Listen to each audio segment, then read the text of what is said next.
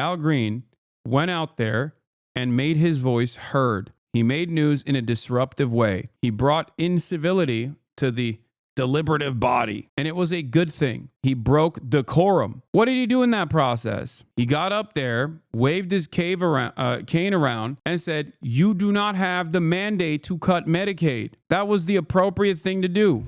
Many Democrats walked out in protest during the speech, but a CBS News poll out just this morning shows that 76% of the people that we questioned approve of Trump's message. It should be noted here that the viewership of these speeches is higher among the president's party. Yeah, I mean, we saw this as well. Like, my audience straight up stopped watching. Like, they understandably got bored because it was a real yap fest. Trump is gay, grade A yapper. You already know this, just like I am. Takes one to know one. And oh my Lord, it was so freaking boring. No new stuff in it. Al Green was the high note, in my opinion, even though apparently a lot of people are very frustrated with him as well. America is back.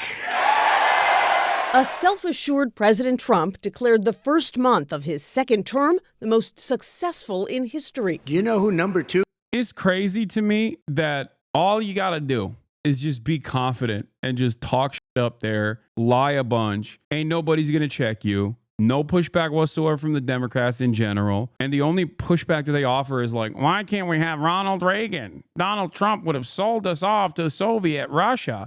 I truly, truly believe that this is another part of the problem, is Democratic Party incompetence that has gotten us here. It's definitely something to remember and something to remind people. This is why I get mad when I say, I hate liberals. This is why I say, I hate liberals over and over again. Some people get confused with, like, especially if there's like a clip compilation where you put me yelling at liberals. Yes, I hate liberals for being feckless pushovers. I hate liberals for not actively combating the faucet of misinformation coming from the right. I hate liberals when they behave like spineless cowards. I hate liberals when they turn around and capitulate to right-wing framing on issues. I want liberals to fight. And you're basically watching what happens when they completely give up. This is the process. That's why I like Al Green. What he did last night was brave. What he did last night was correct. And I think more Democratic Party representatives should behave in that way. That's what I believe. I think exposing the true nature of the Republican Party, and specifically Donald Trump, is very important. And I wish that Democrats would do something, anything really. Trump loves using props. He loves using victims to draw a broad, oftentimes very reactionary, very racist concept, a very racist picture for Americans to understand.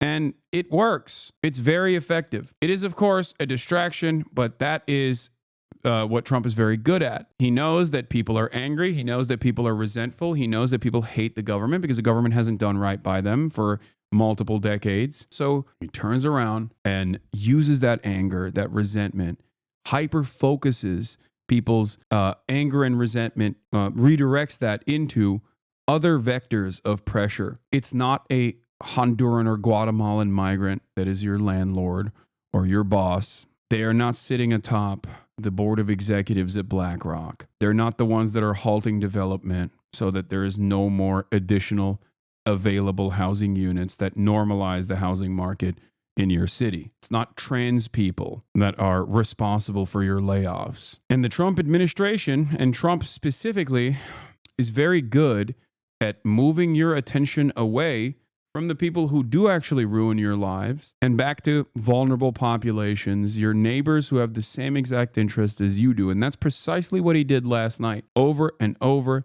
and over again. And I think if the Democrats don't figure this out and actively communicate in the exact same way that I'm talking about these issues, I don't think Americans are going to recognize in their sea of resentment as conditions worsen instead of getting better under the Trump administration. Americans are not going to be able to recognize this reality and get more and more belligerent, more and more violent, and demand even worse, more violent punishments for these populations. Except Democrats chose CIA agent, former Republican Elisa Slotkin from Michigan to speak as the official response to the Trump address. And I watched it live last night, and I was very frustrated by the way that she communicated last night. There's also Jasmine Crockett, who I'm getting increasingly more annoyed with, but I don't want to say too much about it. Let's take a look. I'm going to get it on the floor. You really about to do it? 40 acres in the mule. This is bigger than the music. You really about to do it? Yeah, they tried to rig the game, but you can't fake influence. They get on it like that. Hey, I'm tripping, I'm sliding, I'm riding through the back like fuck. Must have on a beat, bro, beat, bro, any rap. He a freak, though, man down, call like Amber Lambs, tell him breathe. Let them boys to the cross, they walk around like thieves. What's up with these?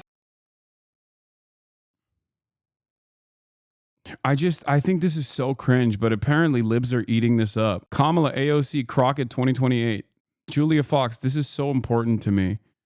America needs you, Jasmine Crockett. Do not stop fighting for us. I think that there is also, whatever, I love to see a black woman have fun. Yo, what are we talking about? Donald Trump is bringing about the end of a former era of American empire and making making the collapse of American empire more violent instead of managing the decline and trying to seize control over the reins of the wealthiest nation on the planet and move it in an appropriate direction. We are bouldering towards fascism. If you think that this is just like a congressperson having fun, I don't know what to tell you. I feel like this is unimaginably cringe. This is just like the most brat summer you could do. This plays really poorly to every single person that's not deeply invested in the maintenance of institutions and the defense of the Democratic Party. It comes across as tone deaf, telling you be careful of the liberal black misleadership class. These folks don't care about poor working class black people. Remember, this is not about race, but their class positions and their role in maintaining the system while selling on working class black people. Yeah,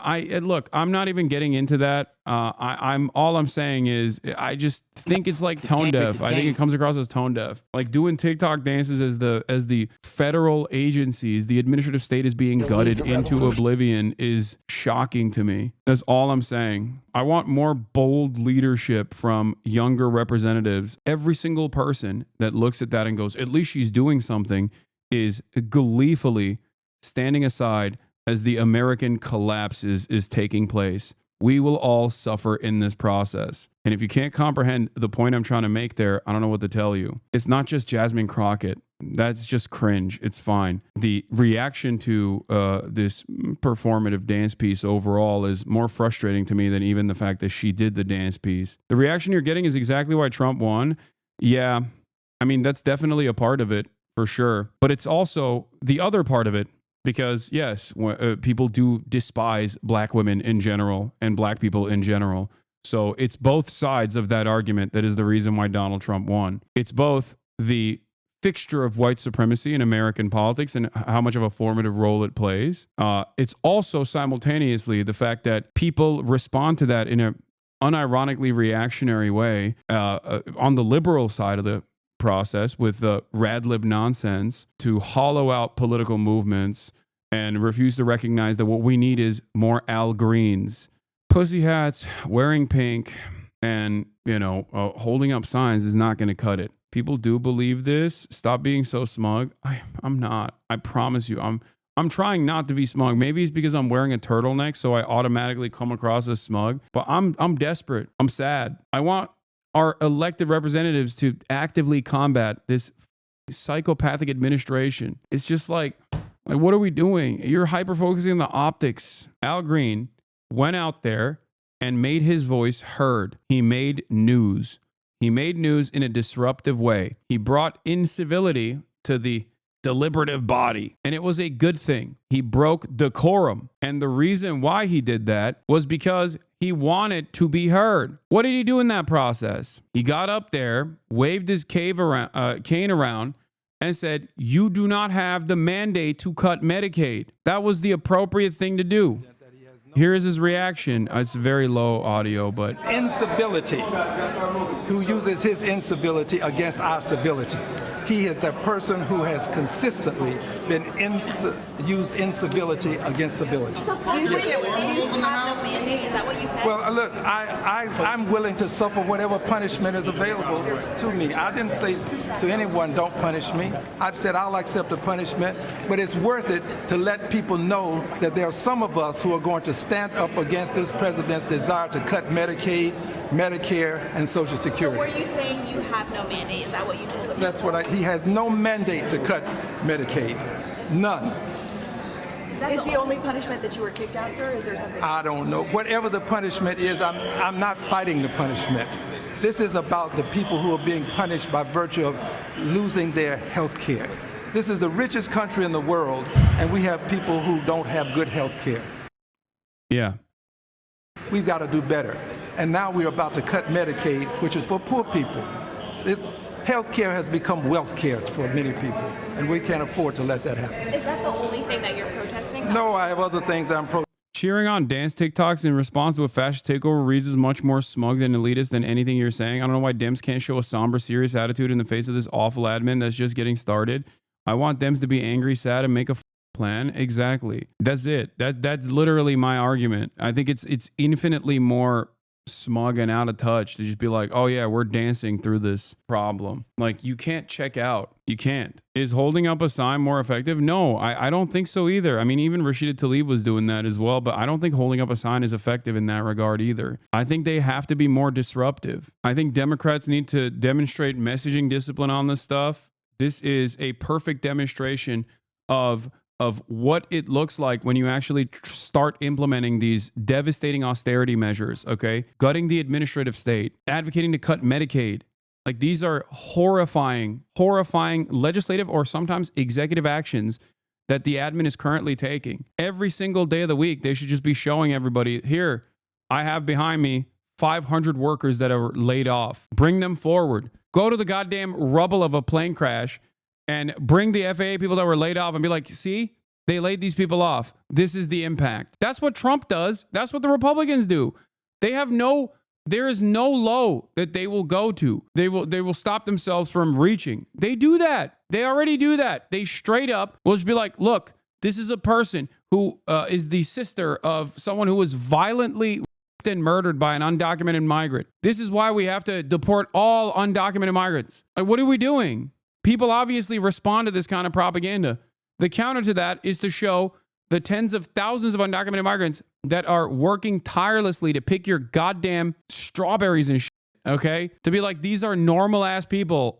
They all deserve the proper documentation. They're all Americans. They're what make this country great. Vilifying them is inappropriate, wrong, cruel. That's what they should be doing. The Republicans are doing everything in their power to destroy the regulatory agencies that are basically hanging on by a thread. And absolutely no one is using this as an opportunity to communicate to Americans that the federal government is there to actually help you. The problem is the federal government is working when it's invisible. All of these regulatory agencies are invisible when everything is good. They're only visible when things fall apart. We must not let it get to that point. Like, Donald Trump is such a freak that he had like some random girl that got slammed in the face with a volleyball to be like, this person was going to be an Olympic athlete. Yeah, dude, I'm sorry. I saw her. I don't think she looks like she was going to be an Olympic athlete. Okay, no disrespect, but goddamn, you know? Like, what is this loser shit too? We just have this like incredibly loser shit. This incredibly loser mentality. We got Riley Gaines in there, who is famous for just getting dominated by cis women. And then the one time where she tied for 5th place with a trans woman, oh my God, she got a blossoming career out of it. It's crazy to me. Sports injuries at every step is fairly common. They just get super mad if it's like the one off chance that it's a trans person that contributed to it, to, you know, basically push for a transphobic agenda when trans people by and large are not hurting anybody, okay? These are the same people who say like, oh, don't be a pussy. We got to have full contact football. 1 in 10 football players get a concussion, okay? A traumatic brain injury, as Trump called it. 1 in 10. God forbid we get better padded helmets and shit, okay? That's pussy shit, I say. while simultaneously talking about a like co-ed volleyball player getting a head injury as the number one problem in sports. It's the same principle behind constantly talking about trans people as the only time where you quote unquote care about women's sports. Every other day of the week, you're like, women's sports, get the hell out of here. It's so transparent. Our Chief Washington Correspondent John Carl, our Senior Political Correspondent Rachel Scott. John, let me begin with you. You've covered so many of these addresses. We've never seen one quite like this. Look, we've grown accustomed to partisan State of the Union addresses, deeply divided reactions, but this, George, really did hit a new level, and that's for a couple of reasons. First of all, in that chamber, the Republicans are more fervent in their support of Donald Trump than anything we saw in his first term. Remember, in his first term, there were still pockets of resistance among Republicans in Congress. Even the Republican leaders weren't fully all in on everything Trump. Those Republicans in that chamber truly loved what they hear and reflected that. And the Democrats clearly haven't figured out how to respond to all of this. Some of them decided to skip the speech entirely. Some decided to walk out. You saw Al Green decided to get thrown out of the speech, but they haven't really landed on how to respond to Donald Trump. I suspect that the reaction in the country will very much mirror what we saw in the hall. A lot of Democrats simply not watching, those who did hating what they saw, and the Republicans truly loving what they are seeing from Donald Trump. Rachel, take us inside that chamber. You were there. Inside the chamber, it was a lack of decorum that we have seen repeated at many. Oh my God, I can't believe it. The decorum. It's pretty crazy that it's all about decorum. Like Donald Trump, if he was a little bit more aesthetically civil, we would straight up have like liberal media championing the Fourth Reich in America. They care about the aesthetics and the decorum and the civility more than they care about the things that are coming out of Trump's mouth. What are we doing? Anyway, Minority Leader Jeffries says Democrats showed restraint during Trump address to Congress. And also Senate Dems were dinging their House Dem colleagues over antics at Trump's speech, including Representative Al Green, who is now facing a censure vote in the House. Let's see what Blumenthal had to say. I wouldn't have necessarily done all the things that were done, but I understand the emotion. He's offering showmanship and bluster and bullying. We need to provide real solutions and avoid taking the bait. That wasn't any conscious strategy. You know, in terms of responding to that speech, I think there are better ways to do it. Stick with the basics. Look, I believe firmly that that should be a room of decorum. Now, that said, I've never seen a speech before where a president trolls, heckles, demeans, and degrades people actually sitting in front of them. Like, they should be standing firmly by Al Green's side for demonstrating the courage necessary. People put style over substance every step of the way.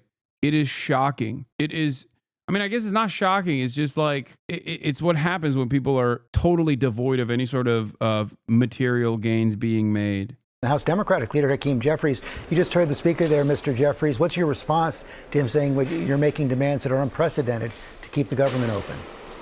We want to make sure that the government remains open and that we can agree upon a spending bill that meets the needs of the American people in terms of their health, their safety, or now. Here's how you're supposed to frame this. You're supposed to frame this by starting off by talking about how Trump is gutting middle-class jobs by gutting the administrative state at a time when America is desperately in need of more helping hands, when every single person has experienced some kind of awful service at a point of going to a government agency like the DMV, or when they're flying and there's not enough TSA people. We need more people at these positions, not less. So Trump cutting these people, cutting these jobs is horrible for the economy, and it's horrible for everyday Americans. That's number one. Number two, the Trump administration's appetite for destruction doesn't stop there. They also want to cut social safety nets. This is completely unacceptable. And then they turn around and demand that we sit idly by and let this happen. We want assurances. We want guarantees. We are going to use all of the political power that we have in these budget reconciliation bills as the Republicans refuse to get their caucuses together. And we are going to fight like hell to make sure that Americans are protected. That is what you're supposed to say. That is how you're supposed to do this. You're supposed to reframe the argument around all of the harms that the Republican agenda is contributing to the American death and destruction, and then say, here's how we're going to stop that. We have very limited tools at our disposal, but we will use all of them to make sure that Trump cannot hurt you. I do not care if you're a Republican. I do not care if you're a Democrat. I do not care if you're an independent. You're an American citizen, and you are not going to be threatened. You are not going to lose your job. Your parents are not going to lose their health care. Okay? I will do everything in my power to stop this from happening. And if the Republicans want to continue operating, then they're going to have to come to the table with us, and they're going to have to bargain with us, and they're going to have to rely on us. And we're going to use that opportunity to protect Americans. That is how you're supposed to talk about this issue, not the way that Hakeem Jeffries is tackling it so far. National security and their economic well-being. And when Congress appropriates the money, the administration, whether it's a Democratic administration or Republican administration, needs to spend that money consistent with improving the lives of the American people. That's not unreasonable. That's entirely reasonable. Is that a bottom line demand? The Democrats will not vote for the continuing resolution unless they're assured that the president will spend the money that is appropriated? Well, those discussions are ongoing. Rosa DeLauro is the top Democrat on the Appropriations Committee. She continues to sit down in good faith to try and reach an agreement over the next few days, and we certainly hope that that can happen. How about, were you comfortable with Al Green, Congressman Al Green, and his interrupting of the president and other moves you saw from Democrats yesterday? You heard Speaker Johnson there say the Democrats were not showing decorum. Vast majority of Democrats showed restraint, listened to what the president had to say, and of course we strongly disagree. The biggest problem that I had with the speech is that there was nothing said, nothing laid out, nothing articulated by Donald Trump to meet the needs of the American people, particularly as it relates to the economy. Donald Trump promised to lower costs. I think a show of support to Al Green here is also necessary. You are literally the House Minority Leader. I don't even think Nancy Pelosi would speak like this. It is shocking. This is Hakeem Jeffries, who Nancy Pelosi chose as her replacement. I think in spite of all of my many very significant disagreements with Nancy Pelosi, she was absolutely mama bear when it came to protecting her caucuses, protecting her representatives. She even at times defended Ilhan Omar. She defended AOC. She put them in positions within the Democratic Party. There's a lot of backdoor dealings that Nancy Pelosi engaged in an effort to make sure that the Democratic Party presented a unified front. Hakeem Jeffries is not capable of doing this. He just comes across like a pushover. I cannot believe we have another Chuck Schumer now in the other position of power in the Democratic Party. This is literally one of the worst aspects of Chuck Schumer. He is awful at whipping people, okay? He does not use Dick Durbin in the ways that he's supposed to. Dick Durbin is the whip in the Senate. Chuck Schumer is the leader. In fact, he promised to lower costs on day one. We know that grocery prices aren't going down, they're going up. Inflation is going up, and the stock market is going down, which is hurting the retirement security of everyday Americans. You heard Speaker Johnson there. He said, I will unironically replace every New York Democrat in a position of power, every California Democrat within a position of power in the Democratic Party with like some Midwestern pro-labor Dems, dude. Put guys like Sherrod Brown, who obviously is, you know, he's no longer active, but like that style of Democrat would be infinitely better at communicating the desires of the working class. You know, people like, Tim Walz, like these are people who are absolutely better at not coming across like an out of touch, boring dude in a suit. I don't know why anyone thought City Slicker Dems were great communicators to begin with. It's just like they reek of elitism and they demonstrably cannot read the room. I think ultimately when they talk to their constituents, if they talk to them at all, they're talking to the wrong constituents. They're getting their notes from the worst possible people. I think that when you spend a lot of time in Congress, you become infinitely more out of touch because the only people you talk to are lobbyists. And they present a false narrative of how things work, and they delude congressional representatives into believing that they have more broad support than they actually do for the issues that they care about. And many congresspersons don't even care about broad popular support anyway. They just care about eating fancy lunches, eating fancy dinners, getting their children into good schools, and getting their immediate family members into positions of power. Did Democrats hear anything from the president last night that they can support? I was struggling to hear anything relative to what the president had to say in terms of bringing the country together. That was one of the most partisan and divisive speeches ever delivered by an American president, and that's unfortunate.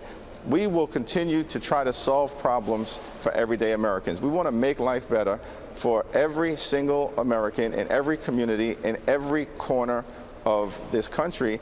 But it's unfortunate that our Republican colleagues seem more determined to pass a massive tax cut for their billionaire donors, while at the same time cutting Medicaid, perhaps in the largest possible fashion ever in this country. You also heard the speaker there say that these protests that many Republicans and some Democrats are seeing in their district to the cuts by Doge and Elon Musk are by paid protesters.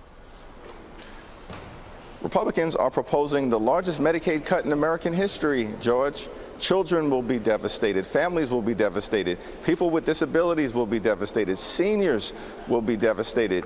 Nursing homes will close and hospitals will shut down. The American people are upset about the effort to take away their health care. These aren't paid protesters. These are concerned citizens. The Republicans can try to run away from their extreme budget. We will not let them hide. Congressman Jeffries, thanks for your time this morning. Robin? It's interesting because even when he's saying the right things, I feel like he's so sauceless. I don't know how else to describe it other than it's just like is devoid of charisma at a time when like we do need it.